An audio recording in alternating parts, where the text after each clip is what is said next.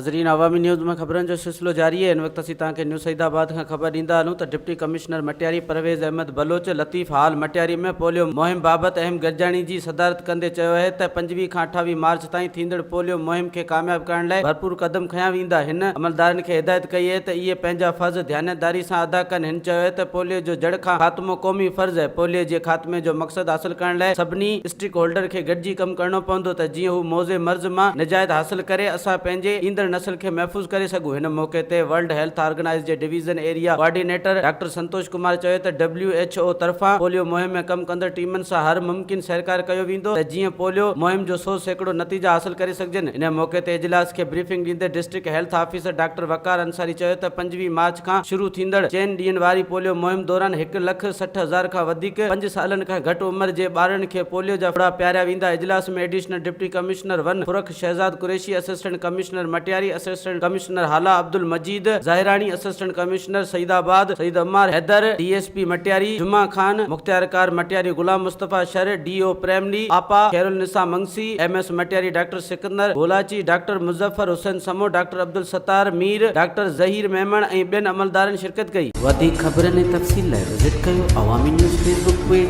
YouTube page ऐं अवामी news website.